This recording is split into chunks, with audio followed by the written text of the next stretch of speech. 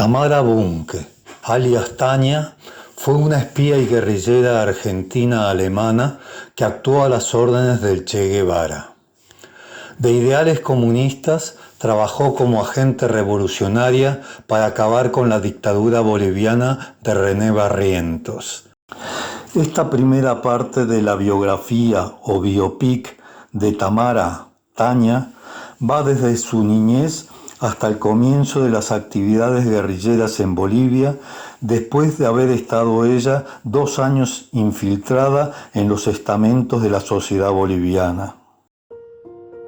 Tania la guerrillera, Aide, Tamara, Victoria, Marta y Laura fueron identidades adoptadas por Tamara Bunke Baida en el cumplimiento de sus labores revolucionarias. Con vistas a tratar de mediar ese legado y de empañar su significado para las nuevas generaciones, algunos intelectuales vinculados a las clases dominantes de los Estados Unidos, de Europa y también de Latinoamérica, o ciertos cómplices a sueldo de la CIA, han tratado de relativizar la importancia de sus acciones y de presentar a Tania simplemente como una mujer fatal, cuyo inútil sacrificio estuvo presuntamente movido por sus secretas y escabrosas relaciones extramatrimoniales con el Che, o también como una triple agente que también obedecía a los órganos de inteligencia de Europa Oriental. Por un lado, la Stasi, de la ya desaparecida República Democrática Alemana, y de la KGB, de la extinta Unión de Repúblicas Socialistas Soviéticas. Incluso en algunos de esos artículos difamatorios, a ella se la presentaba como la protagonista de una virtual novela de ficción o de espionaje, al convertirla en la amante con la que el Che supuestamente había vivido diversos momentos románticos, tanto en Praga, la entonces capital de Checoslovaquia, lugar en el que nunca llegaron a coincidir, y en Bolivia, país donde solo estuvieron juntos, rodeados por decenas de compañeros de diferentes nacionalidades. Para reforzar esta idea, suelen mostrar unas fotografías del Che en actitud romántica, supuestamente con Tamara, cuando en realidad la mujer de esas fotografías no es otra que Aleida March, la segunda esposa del Che. En las escasas fotografías en las que aparecen los dos juntos, existe siempre entre ellos una distancia considerable. Incluso a esta fotografía donde aparece Tamara, muchas veces la etiquetaron como que ella está con el Che Guevara, cuando en realidad el personaje que está a su lado no es el Che. Yo tengo mis dudas de si se trata de Fidel Castro o del científico Antonio Núñez Jiménez, para quien ella trabajó como traductora y que se parece mucho a Fidel. Aide Tamara Bunke Bieder nació en Argentina el 19 de noviembre de 1937. Era hija del alemán Erich Bunke y de Nadia Bieder, de origen polaco, quienes habían escapado de Alemania a Argentina huyendo del régimen nazi por ser comunistas y ella además por ser judía. Su padre, Erich Bunke, se había afiliado al Partido Comunista Alemán en 1928 y huyeron con su esposa y su hijo Olaf de 6 meses a Buenos Aires, Argentina, en 1935. Se instalaron en Buenos Aires en el barrio de Once, viviendo primero en un edificio de la esquina de Corrientes y Pasteur y luego en Sarmiento 2106. Trabajaron como profesores de idiomas y continuaron su militancia clandestina en el Partido Comunista Argentino. Aquí en Buenos Aires nació Aide Tamara, a quien su familia llamaba solamente Tamara o simplemente Ita. Que en familia le decían Ita, porque de pequeña no sabía pronunciar su nombre. Y como le decían Tamarita, cuando le preguntaban cómo se llamaba, respondía Ita, Ita. Su casa era centro de reunión habitual de intelectuales de izquierda, de ayuda a refugiados, almacén de publicaciones clandestinas y, esporádicamente, incluso de armas. Todo ello contribuyó a forjar la personalidad de Tamara y de su hermano Olaf. Tamara realizó sus estudios primarios en la escuela Cangallo o Cangallo Schule, aún existente, donde su padre era maestro, revelando gran interés por la música y la danza folclórica. Aprendió a tocar el piano, la guitarra y sobre todo el acordeón, acompañándose con ellos para cantar. Le gustaba folclore argentino, especialmente las zambas. Al finalizar sus estudios primarios en 1951, empezó a estudiar en la Escuela Normal 9 y se vinculó con la Federación Juvenil Comunista, donde fue colaboradora de la revista Juventud. También concurría habitualmente al Club Forberts en Quilmes, donde se destacó como deportista, ganando varios premios en diferentes disciplinas.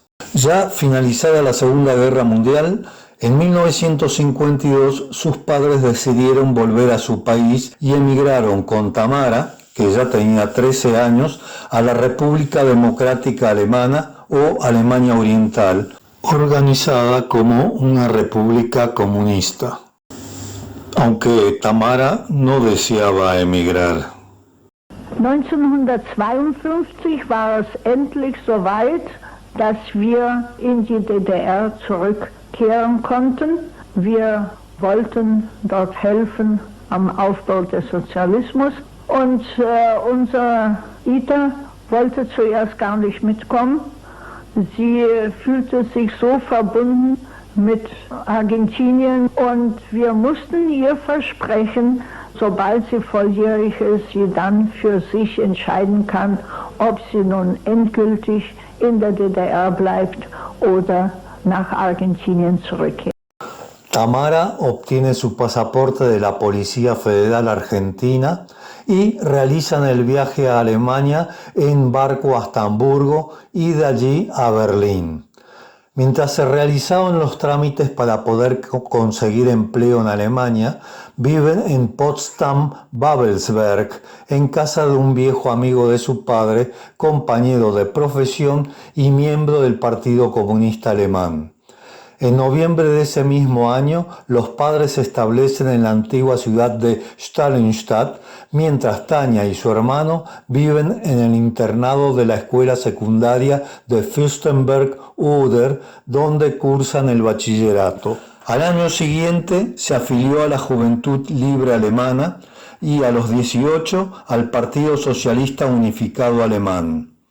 En 1956, después de recibir su título de bachiller, se mudó nuevamente a Berlín para trabajar en el Ministerio de Relaciones Exteriores. En Berlín Oriental estudió en la Facultad de Letras de la Universidad Humboldt, habiendo sido también instructora de tiro deportivo, ganando varias medallas. Antes de cumplir 20 años, hablaba 5 idiomas: francés, inglés, alemán, ruso y español. Mostrando un fuerte compromiso con los ideales comunistas, a los 18 años, Tamara ingresó al Partido Socialista Unificado de Alemania, con la idea de regresar a la Argentina para luchar por la revolución comunista en su país natal. Porque Tamara no olvidó ni Argentina ni Latinoamérica. En 1956 le escribe a un amigo y le pregunta: ¿pueden escribirme sobre el trabajo del partido y en especial de la juventud allá en Argentina? Y en 1957 señala por carta: me vuelvo a más tardar a comienzos del 59. El 31 de diciembre de 1958 le escribió a un amigo: querido Peter, estoy escuchando a Carlos Gardel que canta alguno de nuestros tangos preferidos. Puedes imaginarte la nostalgia que siento por Argentina. Con su acordeón canta milongas y tangos y mantiene un contacto muy frecuente con latinoamericanos. Durante este periodo se fue relacionando cada vez más con la Revolución cubana. Esto ocurre ya antes del triunfo de la Revolución, por la cual desarrolló una amplia y fecunda labor explicativa, dando conferencias, campañas de solidaridad y escribiendo artículos para la prensa. Esta relación con la Revolución cubana se incrementa al triunfo de esta en enero de 1959. Entonces comienzan a llegar numerosos cubanos a Europa y recibe escritos que hablan de la Revolución. Debe apuntarse la importancia de esta actividad por ella desplegada, ya que en los primeros años en Europa no se entendía bien el camino de la revolución, y más todavía su importancia para América Latina, provocándole su actitud serias discusiones. En 1959 se trasladó a Viena para participar en el 7º Festival Mundial de la Juventud y los Estudiantes como parte de la delegación argentina. En diciembre de 1960 había concluido los trámites necesarios para volver a la Argentina, pero cuando estaba a punto de partir, conoció en Alemania a la bailarina cubana Alicia Alonso y al Che Guevara, argentino como ella y héroe de la Revolución cubana realizada el año anterior. Con 22 años y junto a su madre, trabajó como traductora y fue asignada a la delegación comercial de la visita de Ernesto Che Guevara a la República Democrática Alemana en 1960, donde él acudió como presidente del Banco Nacional de Cuba en busca de apoyos internacionales. Tamara Bunke y el Che tenían en común sus ideales y vivir lejos de su patria natal, Argentina. Prestó servicio como traductora a diferentes personalidades cubanas, entre ellas al prestigioso científico Antonio Núñez Jiménez, al comandante Ernesto Che Guevara y a la primerísima bailarina Alicia Alonso. Tamara nos sirvió de traductora. Entonces empezamos a hablar. Ella enseguida empezó a hablar en español, con un poco de canto, un poco dejo, y no sé yo, pero ¿de dónde usted habló español? Dice, es que es Argentina, lo aprendí en Argentina, che. Y ella sentía mucho por Latinoamérica. Le gustaba Latinoamérica, le gustaban los latinos. Ella era muy fuerte, muy fuerte. Ella admiraba al Che Guevara. Ella admiraba al Che muchísimo, muchísimo.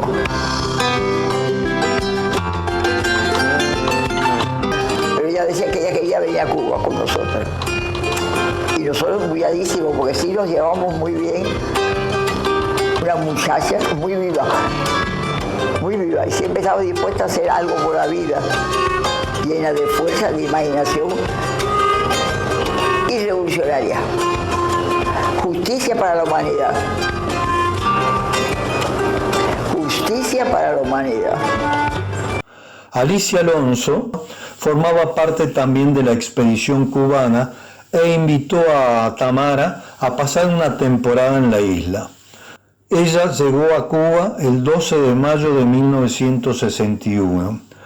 Allí trabajó como traductora en el Ministerio de Educación, como voluntaria en el campo y se matriculó en periodismo en la Universidad de La Habana. Como hablaba francés, inglés, alemán, español y un poco de italiano, trabaja en el Ministerio de Educación, en el Instituto Cubano de Amistad con los Pueblos y en la Dirección Nacional de la Federación de Mujeres Cubanas. Yo bailé y vine, y un día estábamos comiendo en el comedor, y entonces por una ventana oímos, ¡hola! Y nos vimos, y era Tamara Bunke. Ahí mismo le abrimos la puerta y la obligamos a entrar y nos enseñaba a tocar el acordeón.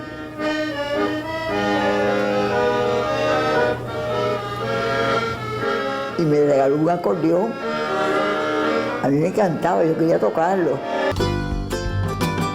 Ella era una inteligencia, una brillantez de líder tremendo que tenía. Tú la veías hablar y ya enseguida ibas atrás de ella. Creo que necesitan una persona como esa, de un empuje y de un idealismo fuerte, fuerte, fuerte, pero con un entusiasmo y con una lógica, con una inteligencia que hablaba, que convencía hasta una piedra. En La Habana se reencontró con el Che. Se hizo miliciana de los comités de defensa de la revolución y también colaboró en el trabajo voluntario por la revolución cubana, vestida con ropa de campaña y llenando sus manos de callos en las faenas agrícolas. Tamara se vincula con la comunidad argentina que se había trasladado a Cuba y actúa bailando y cantando danzas folclóricas argentinas en ocasión de la celebración del aniversario de la Revolución de Mayo de 1810, ocasión en la que el propio Che Guevara dirigió unas palabras a los presentes para convocarlos a sumarse a su proyecto de extender a otras partes de América Latina la revolución. Ante la reticencia de los militantes comunistas argentinos frente a la propuesta de Guevara, Tamara tomó distancia de la comunidad argentina y se suma al proyecto de Guevara. Estableció amistad con el destacado revolucionario nicaragüense Carlos Fonseca Amador, quien se encontraba en Cuba recibiendo entrenamiento militar para regresar a su país a combatir la dictadura de Somoza. Tania le expresó su disposición a incorporarse a la lucha guerrillera en ese país. Una noche de marzo de 1963, su vida dio un giro que selló el resto de sus días. El jefe de la inteligencia de Cuba la convocó a abandonar el trabajo público y prepararse para la vida clandestina. En La Habana, en su apartamento, Tamara recibió la visita de Diosdado y Ulises, oficiales de inteligencia que dirigían su preparación. La consideraron como una especialista en el trabajo clandestino. Entonces, Tamara le escribe a sus padres y amigos y les dice que ahora tiene una tarea muy importante que realizar, vinculada a la lucha armada por la liberación de los pueblos, y que por un tiempo no podrá comunicarse con ellos. Entonces el Che le propuso trabajar como espía para apoyar la internacionalización del socialismo en Latinoamérica. Y Tamara ingresa a lo que se denominó Operación Fantasma, toda un área de la inteligencia cubana dedicada a promover movimientos insurreccionales en la América del Sur, Argentina, Colombia, Perú, Uruguay y Venezuela, que debía pasar completamente desapercibido para las demás áreas de la inteligencia cubana, así como sus aliados del bloque soviético y especialmente de la CIA. Tamara fue seleccionada por Ulises Estrada, responsable de la Operación Fantasma, luego de examinar a otras dos mujeres argentinas. Me corresponde hablar sobre el Che, Tamara Bunke-Bider y el caso Fantasma. Se estableció un compromiso por parte del comandante en jefe de una vez que se haya triunfado la revolución, el Che marcharía a otras tierras del mundo a continuar su lucha liberadora contra el imperialismo. Fidel destinó al viceministerio técnico del Ministerio del Interior para que apoyara al Che en su empeño de trasladarse con un grupo de voluntarios guerrilleros hacia un país determinado de América Latina. Finalmente se decidió que el surgimiento del movimiento guerrillero se realizaría en Bolivia. Fue lo que fue denominado por parte de los órganos de la inteligencia cubana como caso Fantasma.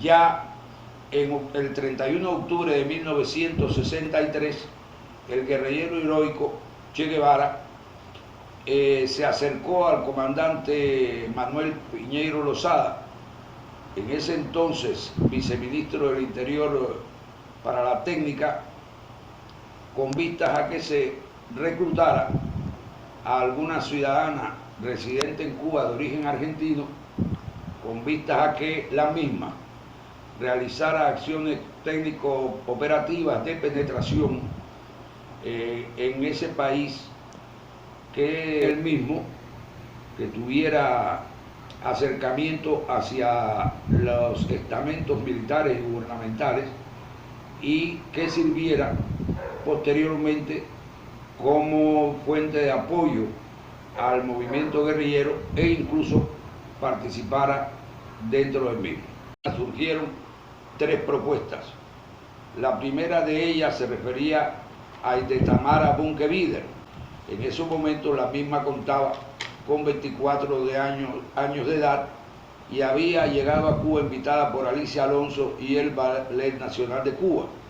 En su hoja de servicios contaba que había sido miembro del Partido Comunista Socialista Unificado Alemán desde los 18 años. Ella había tenido 4 contactos anteriores a su reclutamiento con el Che Guevara. El primero de ellos en diciembre de 1960, en que le sirvió de traductora en Leipzig durante una visita que él mismo realizó como presidente del Banco Nacional de Cuba. En junio del 61 coincidió con él mismo en un trabajo voluntario y posteriormente ella se encontró con motivo de la fiesta nacional del 25 de mayo de 1962, la fiesta nacional por la independencia argentina, encuentro que se repitió el 25 de mayo de 1963, en que ella fue la organizadora de este evento, bailó, tocó la guitarra y cantó. Dentro de las personas que se habían investigado, el Che había hecho la propuesta inicial de que fuera Tamara Bunke Bider la que fuera su selección. Sin embargo, abrió la puerta para que otras personas pudieran ser verificadas y reclutadas. Luego de un análisis de las propuestas, se acordó proponer al comandante Ernesto Guevara como la seleccionada a Tamara Bunke Bider, quien en octubre de 1963, en casa del comandante Manuel Piñeiro Lozada, fue reclutada por él mismo y adquirió como nombre o seudónimo para trabajar en su trabajo encubierto el de Tania, en honor a una guerrillera soviética, me refiero a Zoya Kosmodemiaska.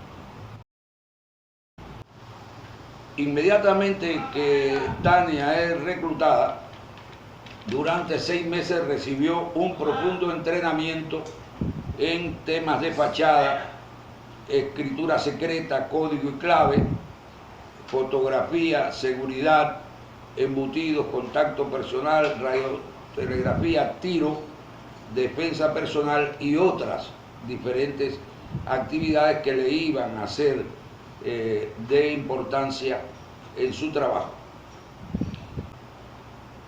Un día, a fines de marzo de 1964, se procede al encuentro del Che con Tania la guerrillera en su despacho en el Ministerio de Industria, lo que vendría a ser la consolidación de las labores de reclutamiento.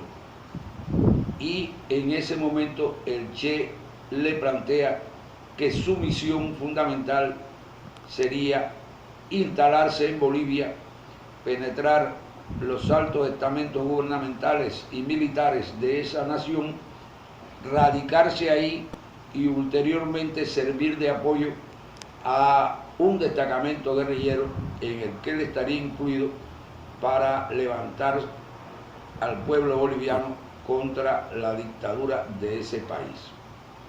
Se sabe que Tamara fue sujeta a un entrenamiento muy fuerte, una preparación muy rigurosa para poder acometer esta tarea que ella había decidido asumir.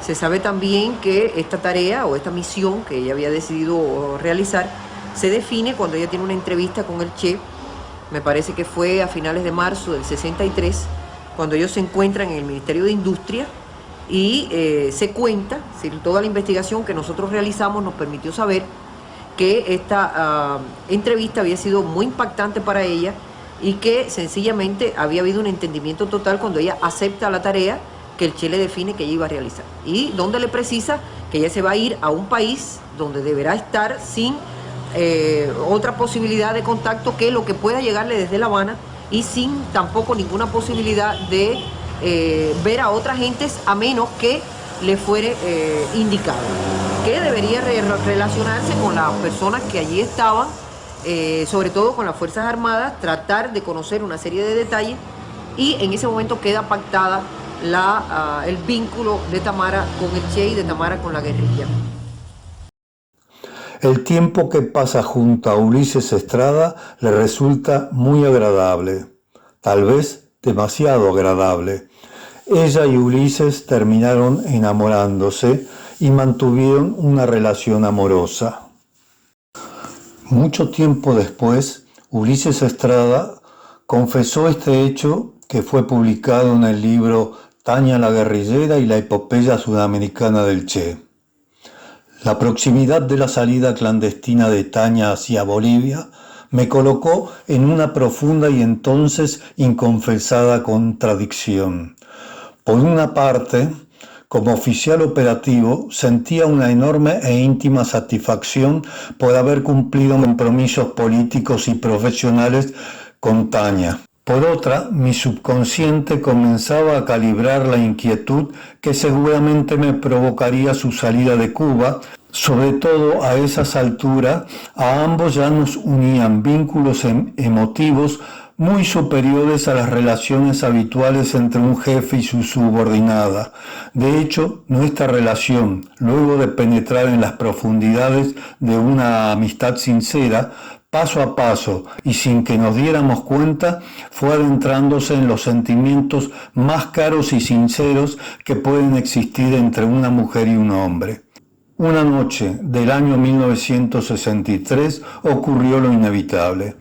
Estando en Playa Baracoa, sentados en la arena, mirándonos fijamente a los ojos, ambos nos confesamos y luego nos entregamos nuestro amor. Y lo hicimos con la pasión propia de nuestra edad. Los dos sabíamos que era un amor prohibido por las normas de nuestro trabajo clandestino, pero también sentíamos que ya no nos podíamos contener. Estábamos convencidos de la pureza de nuestros sentimientos y que estos no afectarían nuestras relaciones de trabajo. Hay razones más que sobradas para entender esa admiración que tenía Ulises, no solamente sentimental, sino una admiración muy importante desde el punto de vista de toda su personalidad con relación a Tania. Le escribió una carta a su madre en la que le hablaba de nuestro amor y de nuestros sueños compartidos. Con el sobrenombre familiar de Ita, en esa misiva le había indicado a su madre: si no me roban a mi negrito antes de que yo vuelva, entonces me voy a casar. Si habrá enseguida mulatitos, no sé, pero sería muy posible. ¿Qué aspecto tiene? Flaco, alto, bastante negro. He olvidado lo más importante, muy revolucionario. Y quiere también una mujer muy revolucionaria. Adicionalmente, la preparación de Tania para su posible incorporación en un destacamento guerrillero requería también la enseñanza teórico-práctica de varias materias militares: armar y desarmar armas ligeras, tiro, explosivos, táctica, caminatas y ejercicios de supervivencia en las montañas, donde el agua y los alimentos debía obtenerlos del medio en que se desenvolvía, además en elaboración de explosivos. Su instructor en esta materia la definió como una gente jovial, muy accesible, sencilla, a quien le gustaba mucho conversar y preguntaba mucho, pero era muy disciplinada, por ser esta una de las reglas inviolables en el manejo de explosivos.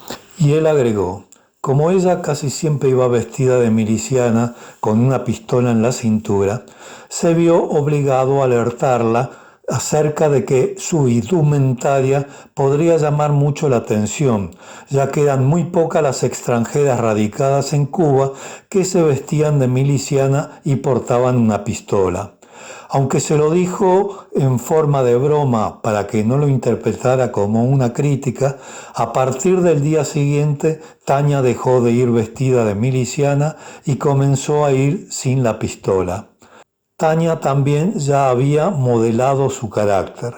Tenía plena conciencia de la necesidad de eliminar sus referencias a la teoría y a la práctica revolucionaria. Ahora tendría que utilizar palabras frías con el vago contenido explotador de la burguesía.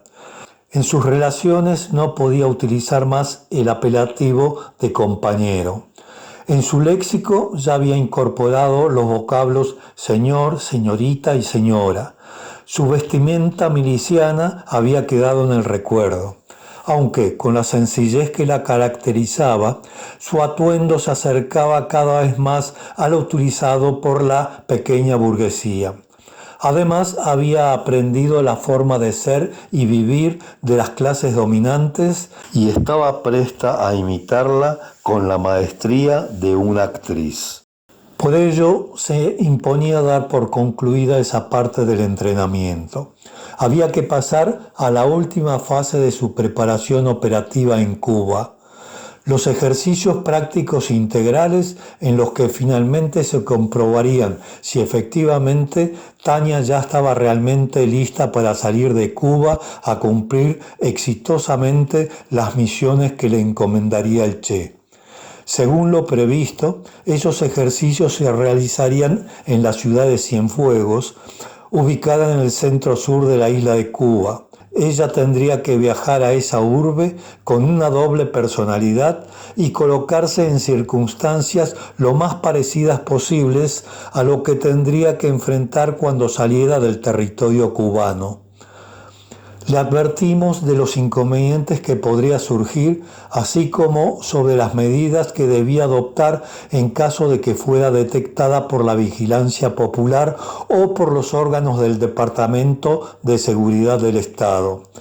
Estos inconvenientes podrían ser mayores porque en ese ejercicio práctico ella actuaría como una supuesta agente extranjera con misiones de inteligencia y sabotaje infiltrada en una de las más importantes ciudades de la antigua provincia de Las Villas.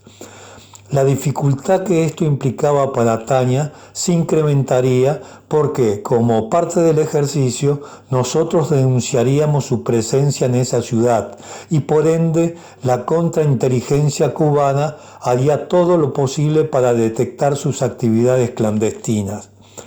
A pesar de algunas dificultades prácticas derivadas de la simultaneidad de todas esas tareas que tuvo que desarrollar, de algunos imprevistos que se le presentaron, Tania cumplió la mayor parte de las acciones programadas. Tania demostró el dominio que ella había adquirido en todas las materias que se le habían enseñado. Y estuvo en un tiempo importante en Cienfuegos, donde realizó las prácticas operativas. Tania era muy buena tiradora y se completó su entrenamiento en la ciudad de Cienfuegos. Allí recibió entrenamiento de inteligencia militar y contrainteligencia. Eso fue en febrero de 1964. Llega mi esposo a la casa y me dice, aquí va a venir una compañera a estar unos días, va a hacer un trabajo. Así mismo fue, llegó, nos presentaron.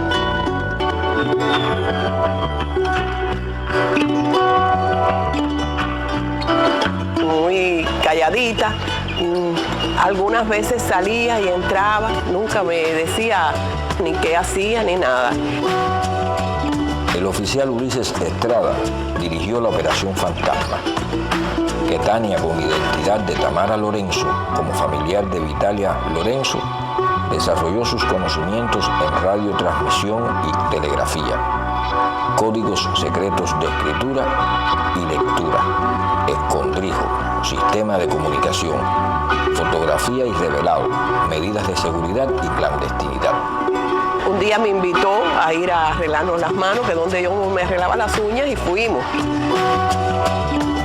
Nunca me percaté de que fuera extranjera, porque tenía un español perfecto. Más bien el dejito yo se lo echaba, digo, es habanera, me decía yo, para mí no, porque le preguntaba ni nada. Una semana más o menos fue lo que pasó ella ahí en nuestro apartamento trabajando. Cuando se fue a ir, me dijo que porque nosotros no teníamos radio ni nada de eso, eso se lo trajeron a ella para que ella trabajara. Y parece que ella se percató de eso y me dijo, te voy a dejar el radio para que tengas algo que oír y la hornilla. Y entonces, bueno, le di las gracias y me dijo, bueno, hasta luego. Y así fue como yo la conocí a ella. A fines de marzo de 1964, el Che se reunió en su despacho con Manuel Piñeiro Lozada, José Martínez Tamayo, Papa, Dama Solescalle, Ulises, y Tamara Bunke, Tania, a quienes se explicó la misión clandestina a desarrollar en Bolivia. Al completar su formación a fines de marzo de aquel año, el Che la recibe en su oficina del Ministerio de Industria para informarle de los detalles del plan y su misión clandestina en Bolivia. Debía preparar la red urbana de un movimiento guerrillero en Bolivia. Para ello debía vincularse al entorno más próximo al gobierno de René Barrientos. La compartimentación tenía que ser total. Trabajaría sola. No podía contar más que con sus propias fuerzas. El Che le advierte que, por difícil que fuera su situación, no debía vincularse a las organizaciones políticas de izquierda para no levantar sospechas ni revelar su verdadera identidad. Pero antes debía construirse una identidad falsa. Así, el 9 de abril de 1964, utilizando un pasaporte con el nombre de Aide Bider González, partió rumbo a Europa Occidental para aprender a transformar su lenguaje y actitudes por las propias de la sociedad burguesa en la que debía desenvolverse. El 9 de abril de 1964, con pasaporte cubano a nombre de Aide Bider González, Tania partió de La Habana con destino a Praga. El objetivo fundamental consistió fortalecer su leyenda como Vittoria Panzini Angelini, de padres alemanes, nacida en la zona del Tirol. Viajó a Holanda como Marta Iriarte López, turista argentina, profesora de gimnasia que impartía clases privadas a mujeres y niños. Debía conocer lugares, costumbres, supuestos amigos, vínculos con personas que pudieran mostrar como sus padres y tomar fotos.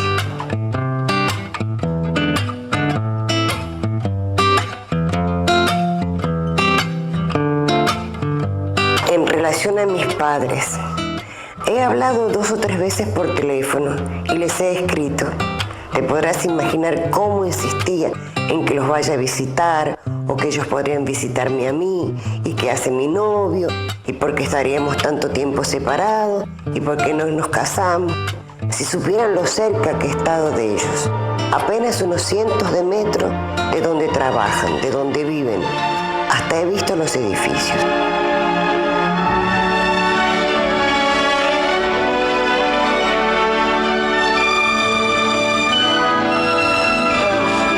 Zu Hause an, da sagte Erich, dass Ita angerufen hat, und sie hat denselben Tag dann abends angerufen.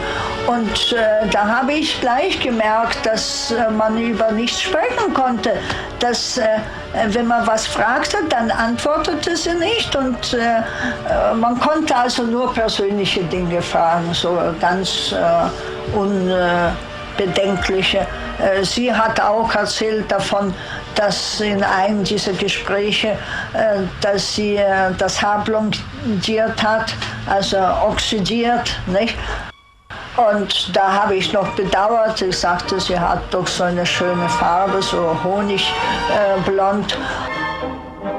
Cumplió su plan de trabajo visitando varios países y ciudades. Regresó a Praga. La leyenda de Vittoria Panzini fue descartada y fue necesario elaborar una nueva. Posteriormente, viaja a Praga el oficial José Gómez Abad para el entrenamiento. Tania y Diosdado propusieron que la nacionalidad de la futura fachada fuese argentina, con vistas a aprovechar los conocimientos que ella tenía sobre ese país. Los mismos le facilitaron la elaboración de una leyenda, o sea, tapadera, sustentada en lugares, hechos y nombres que, en ciertos momentos de su trayectoria, habían formado parte de su vida real. Poco después ya estaba listo su nuevo pasaporte argentino. Solo faltaban por estampar sus huellas digitales, pero Diosdado decidió no hacerlo y en su lugar colocar las de otra persona por recomendaciones de los experimentados especialistas de la sección de documentación de la seguridad checoslovaca. Según ellos, si era detenida por cualquier motivo, no podrían acusarla de falsificación de documento, aunque esto, como veremos, le trae problemas en el futuro. Fue a una peluquería fuera de la ciudad de Praga, en la que se cambió el color de cabello y se peinó convenientemente para tomarse la fotografía que se colocaría en el nuevo pasaporte argentino. Y en los primeros días de octubre de 1964, con el pelo teñido de oscuro, viajó a Bolivia. ¿Qué es una leyenda? En términos de inteligencia, es una biografía inventada. La leyenda de Laura Gutiérrez Bauer nació en Praga. Tania, junto con el oficial de inteligencia cubano que la atendía, redactaron una historia de vida que le permitiría luego desarrollar su trabajo en Bolivia, basándose por supuesto en hechos reales, pero modificados en función del objetivo que se estaba buscando. Und beim nächsten Telefonanruf von ihr sagte sie, ich habe mein Haar wieder nicht mehr blondiert. Und da sagte ich, ach wie schön, hast doch so schönes, natürliches Blond. Dann hat sie gar nicht geantwortet und wie wir später aus den Fotos erfahren haben, hat sie dann schwarzes Haar gehabt, nicht? Ja. Nachher, nach Jahren stellte sich raus, das war ja nur eine Notlüge. In Wirklichkeit war sie schon unterwegs nach Bolivien. El 1 de noviembre de 1964, a las 10 de la noche, tomó en Praga el tren rumbo a Viena, donde destruyó su pasaporte de Marta Iriarte y adoptó el de Laura Gutiérrez Bauer. Con ese nombre partió en tren a París, donde gestionó y obtuvo la visa para Bolivia. El 5 de noviembre viajó a Lima.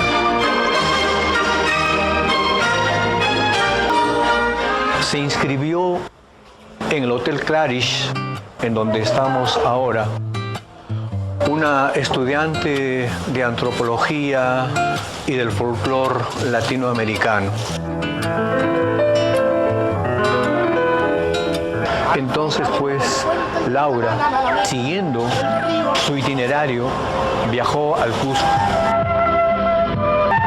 Y estuvo alojada en un hotel muy cerca de la Plaza de Armas, ¿no? El Hotel El Rosedal, que ella se aloja allí.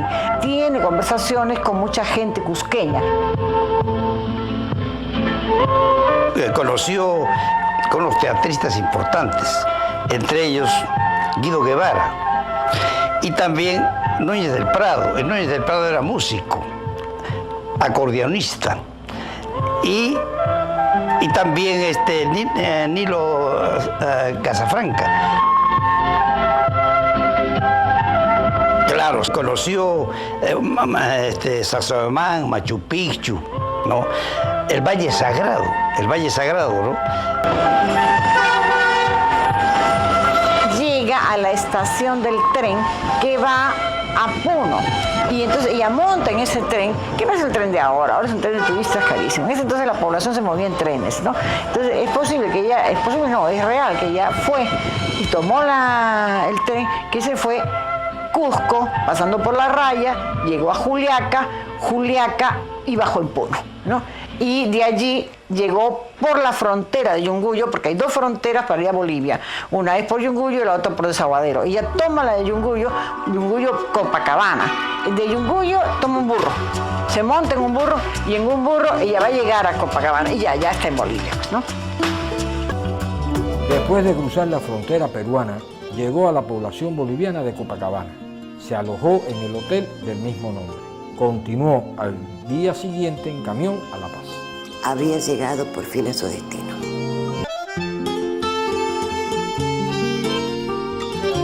Llegó con órdenes directas del Che Guevara de establecer relaciones con representantes de la clase política y del ejército, con el fin de crear condiciones favorables para la apertura de un futuro frente revolucionario.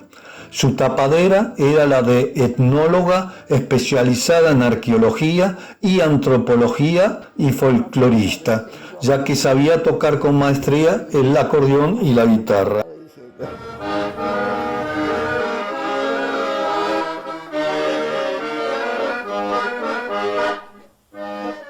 Estuvo alojada en el Hotel Sucre, en el centro de La Paz. Luego estuvo en el Hotel La Paz. Buscó un alquiler en la calle Juan José Pérez, también en el centro y conectado con la parte de la universidad.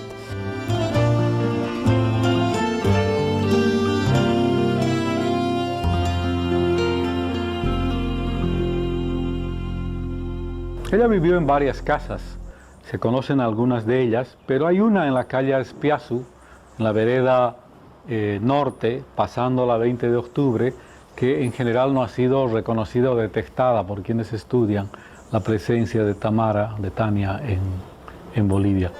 Esta casa la alquiló y combinaba la vida en ese cuarto con aquella otra casa que lo utilizaba, un pequeño departamento cerca del montículo, que la utilizaba para recibir o tener contactos más bien políticos.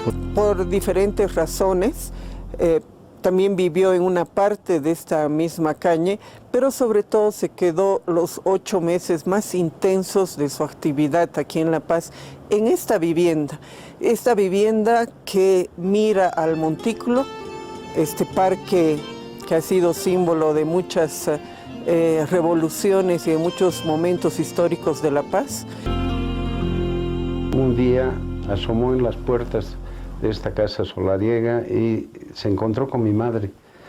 Y fue tanto el amor a primera vista y el aprecio que ella solicitaba una pieza en alquiler. Entonces mi madre no tuvo mayor reparo inmediatamente en otorgarle el apartamentito donde ella, Tania, vivió 8 meses.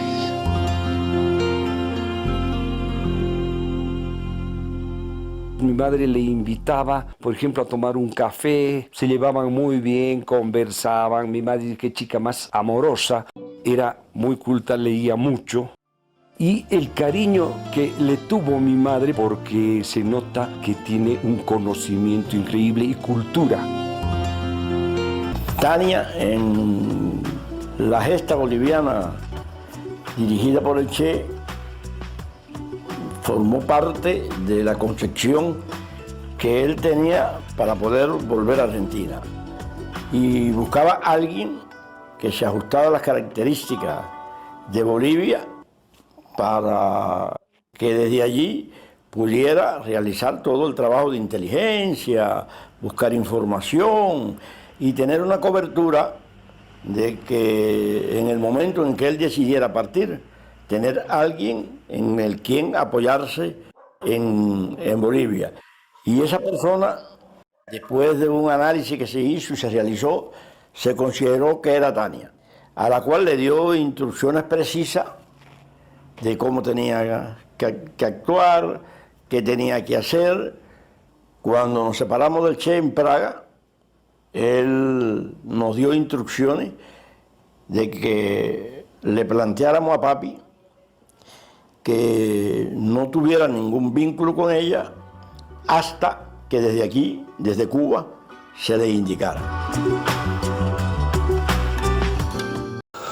Sus cualidades como agente encubierto, su inteligencia, carisma, dominio de 5 idiomas, sus cualidades artísticas y deportivas, además de su atractivo personal, habilidad de camuflaje y capacidad de interpretar sus libretos, hicieron que Tania penetrara en los círculos políticos y militares de Bolivia sin dificultades. En 3 meses consiguió hacerse un hueco entre la clase política de Bolivia y, durante los próximos 2 años, desarrolló sus tareas de espionaje con gran éxito.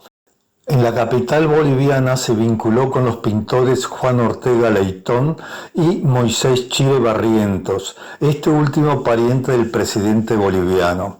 Ambos le presentaron a otros artistas e intelectuales. Estableció estrechas relaciones con González López Muñoz, jefe de la Dirección Nacional de Informaciones de la Presidencia de la República, amigo personal de la más absoluta confianza del presidente. López Muñoz pertenecía al reducido grupo de funcionarios que tenían acceso a todas las dependencias del palacio, incluidas las habitaciones privadas del mandatario boliviano. Se relacionó con la Secretaría de Planificación del gobierno boliviano, con altos dirigentes del gobierno, con partidos políticos reaccionarios, altos jefes militares y muchas otras personas influyentes, como el periodista Mario Quiroga, de tendencia falangista, que estuvo adscripto al Departamento de Folclore del Ministerio de Educación. Estudió el arte folclórico con rigor científico. Montó la primera exposición de trajes típicos de Bolivia. Recorrió el antiplano boliviano con el propósito de reunir canciones autóctonas. Trabajó en el comité de investigación, integrado por un numeroso grupo de especialistas. Ella tuvo un rol muy importante como investigadora de la cultura, sobre todo la cultura andina. Quizás se adelantó a su tiempo cuando el interés por los orígenes no era tan fuerte, con el apoyo del Instituto Boliviano de Cultura. Ella llegó cuando yo era directora nacional de antropología y me expresó su deseo de aprender folclore boliviano y lingüística. Entonces, como es mi especialidad, yo soy antropóloga, ¿no? Entonces, yo le dije que sí, de acuerdo a los reglamentos que teníamos, que la aceptábamos con mucho gusto, pero que ella fuera con una presentación de su embajada. Ella me dijo que era argentina, entonces yo misma hablé al primer secretario de la embajada argentina, al señor Ricardo Gutiérrez, y él le hizo la nota de presentación hacia mí. La aceptamos y la puse yo al comité de investigadores adscritos al departamento de folclore, y en las investigaciones de campo que nosotros realizábamos, ella era muy colaboradora, ayudaba en todo y tenía muchísimo interés en aprender las cosas. Ella ponía, porque nosotros no teníamos muchos materiales, su grabadora también la ponía ella para hacer los viajes. Tania comenzó a impartir clases particulares de alemán a los hijos de la oligarquía local, lo que le permitió visitar sus casas, relacionarse con sus familiares y obtener información útil para las guerrillas de Guevara, a las cuales apoyaría en cuanto recibiera las órdenes respectivas. Tuma y yo llegamos a La Paz de madrugada. El Coco nos estaba esperando. Fuimos a la casa que tenía papi preparada. De La Habana se le indicó tener un contacto en un restaurante en el Prado, que lleváramos una revista Light, que nos sentáramos pero que no habláramos con ella, para que ella conociera que nosotros nos encontráramos allí. Y efectivamente así ocurrió. La vimos ella, yo no la conocía. Era una mujer que llamaba la atención porque tenía un contraste entre el pelo negro, que lo tenía pintado, y su piel muy blanca. Entonces era un contraste muy fuerte. Ella nos vio, con la cabeza nos asintió que nos había visto. Después se nos dio indicaciones ya de alquilar una casa, que se pusiera a disposición de ella, comprar un jeep. Arce le presentó a todo el personal de esa embajada, incluso a Marcelo Barbosa, cónsul de Argentina en la ciudad de Santa Cruz. Se relacionó con los miembros del protocolo del Ministerio de Relaciones Exteriores de Bolivia, donde llegó a ser muy conocida. Al asistir a una fiesta en el exclusivo Club La Paz, acompañada de Ricardo Arce, ésta la presentó a sus amigos como una persona que trabajaba en la embajada argentina. Este hecho le abrió muchas puertas y, sobre todo, nuevas e interesantes relaciones. Con Ricardo Arce y el mexicano Juan Manuel Ramírez concurrió a otra actividad social a orilla del lago Titicaca, donde se encontraban altos oficiales de las Fuerzas Armadas, ministros del gobierno y el general Barrientos, a quien conoció personalmente. El 20 de enero de 1965 había logrado su radicación definitiva y entabló relaciones con importantes personalidades gubernamentales. Altos jefes militares como el general Obando, diplomáticos acreditados en La Paz, artistas, investigadores, periodistas, dirigentes políticos reaccionarios y oligarcas. Ella permaneció ya hacía mucho tiempo antes, por lo menos unos 2 años antes del inicio de nuestra actividad. Ella ya había estado allí, logró hacer muchas relaciones con distintos grupos de artistas, personalidades en el orden cultural, artístico, también personalidades políticas. Si podemos imaginar lo que ella pensaba, el momento en que, bueno, qué sé yo, tiene acceso a Barrientos, que era el presidente de la República en esa época, que participe en una reunión con él, o con otras personas, con militares, qué sé yo. O sea, ella está dentro del enemigo. Y bueno, pensar que con ellos estamos enfrentados, ¿no? Es el enemigo al cual debemos derrotar. Y hay que convivir allá al centro de ellos. Pero bueno, la tarea principal es otra. Entonces, indudablemente, por los contactos, por la gente que conocía, personalidades en la esfera del gobierno mismo, hacían que Tania pueda ser una compañera muy valiosa para el desarrollo ulterior de la lucha en Bolivia. Se casó con Mario Martínez, un estudiante de ingeniería eléctrica e hijo de un importante ingeniero de minas, consiguiendo de esta forma la ciudadanía y el pasaporte boliviano, con lo cual así consiguió mayor libertad de movimientos para sus actividades de espionaje. Ella ya logró ser en los hechos parte de la sociedad boliviana, del pueblo boliviano. Ella posteriormente inclusive casó con un boliviano y de esa manera ya tuvo acceso a la ciudadanía boliviana. O sea, ya no era simplemente una persona residente, sino que ya logra la ciudadanía boliviana. O sea, todo esto significa un largo proceso por el cual ella pasó para lograr aquello.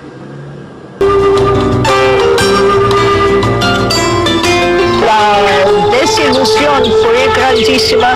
Cuando llegamos, no estaba ella ahí. Y preguntamos a los compañeros y ellos dijeron, no, ella no podía venir, está trabajando y estudiando en otro lugar y no puede ir de ahí. Y como insistimos, entonces nos hicieron una entrevista con el compañero Ariel. Y él nos habló sobre Tamara sin decir mucho o casi nada. Nosotros comprendimos que Tamara está en un trabajo confidencial sobre el cual no se puede hablar. No nos decía nada este nombre. Larga espera a que comience la verdadera acción revolucionaria se le está haciendo larga. La vida de un espía o un agente infiltrado psicológicamente no es nada fácil. Ella se pasa casi las 24 horas del día simulando, teniendo que actuar como la persona que representa. No puede cometer ninguna equivocación. Alguna expresión o una frase de su verdadero yo puede ponerla al descubierto. Ese estado de preocupación o angustia mental generado por esa situación difícil genera comúnmente un gran estrés y angustia. Pero por suerte, ella sabe superar esos momentos de ansiedad. Tiene que existir una conducta admirable en el combatiente solitario instalado en un medio hostil, obligado a llevar a toda hora una máscara, vigilante siempre de los demás y de sí mismo. Ese duro aprendizaje fue el de Tania. No solo el de las técnicas de la inteligencia, sino el saber aprisionar su verdadera personalidad, asumir otro nombre, lo que significa comportarse en toda hora de manera diferente. Eso nos demuestra el aplomo y la firmeza con que ella es capaz de actuar. Durante su noviazgo, Tamara le había propuesto a Mario casarse para poder estar libremente en cualquier lugar sin que la gente pudiera criticarles.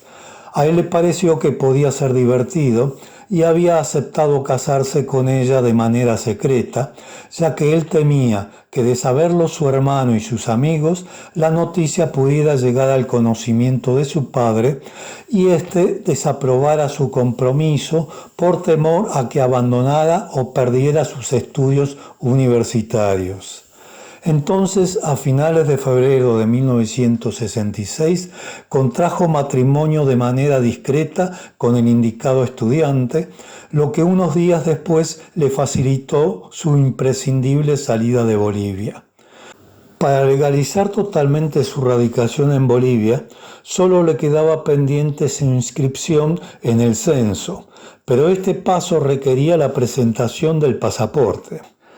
Para evitar el eventual cotejo de sus verdaderas huellas digitales con las falsas huellas que estaban estampadas en el pasaporte argentino que le habían entregado los órganos de la seguridad checoslovacos, Tania fingió la pérdida de este documento.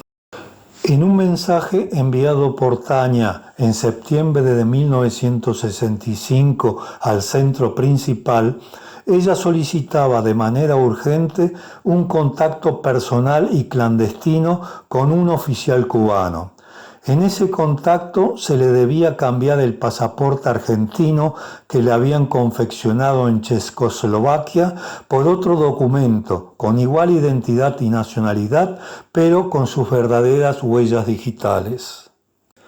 Pero también debían elaborar y transmitir sus mutuos informes y decidieron realizar sus contactos en la ciudad de Cochabamba. Sin embargo, el fuerte control policial que existía sobre los extranjeros que la visitaban, así como la imposibilidad de conseguir un apartamento seguro en esa y en otras ciudades colindantes, los llevó a regresar a la capital boliviana.